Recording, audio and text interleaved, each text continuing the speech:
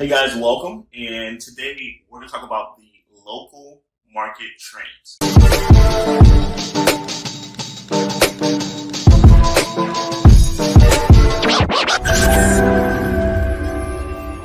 These are trends that take place in every single real estate market, especially throughout the United States.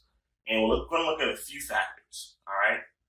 The very first factor that everyone thinks about comes into what's called job growth.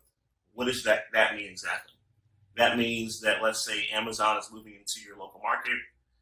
They're expected to bring, let's say 100,000 or let's say 10,000 jobs, right? Realistically.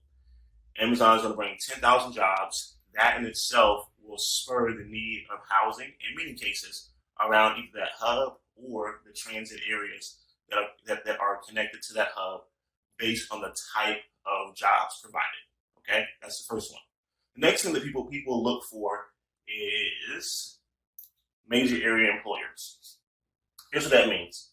From time to time, you will have employers who may account for, let's say, 40% of the workforce or 80% of the workforce.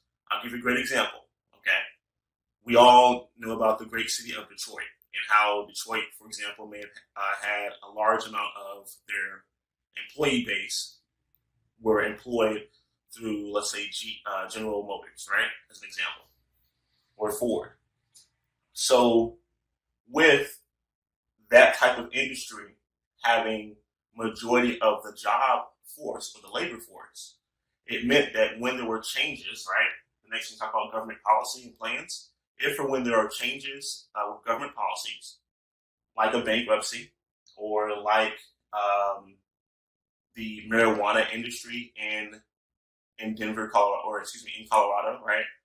There could be an influx or increase or decrease when it comes to that employer, right? So that means they may lay people off, or maybe they could increase in hiring.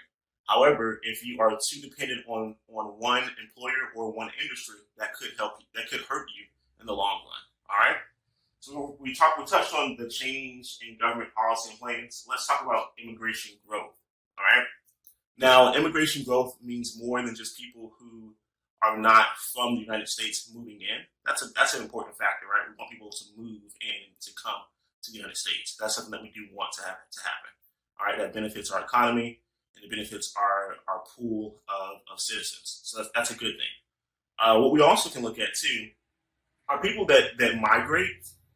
Let's say you currently live in California. This happens a lot in the Midwest. You live in California, and actually you want to go ahead and move into the, let's say, the Indianapolis or the Chicago market, right? We have seen that a lot with investors. That does happen, all right? So that is a factor.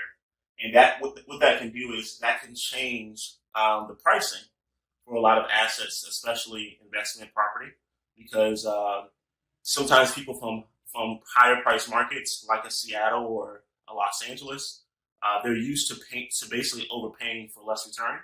And when they see opportunities in the Midwest or in maybe some of the southern regions where they're able to get a higher return for less of an investment, they go bonkers, right? They're super excited. Change in housing programs. So this is a really big one. We use a lot of veteran housing for our programs that we prefer, but this could also be Section 8. This could be helping those with disabilities. This could be some type of relationship with Medicare and Medicaid, which are still great programs, especially for housing. Okay, and I'm going to give you guys two for bonuses that aren't on here. The next one will be that of the activity for construction. So if you're noticing in your city, for example, right now as of this recording, during the coronavirus, the city of Indianapolis, especially in the downtown areas, there are a lot of development of multifamily and also single family too. So they're building a lot more. They're trying to add more new product to the market. What does that mean for those of us who own investment property in the area?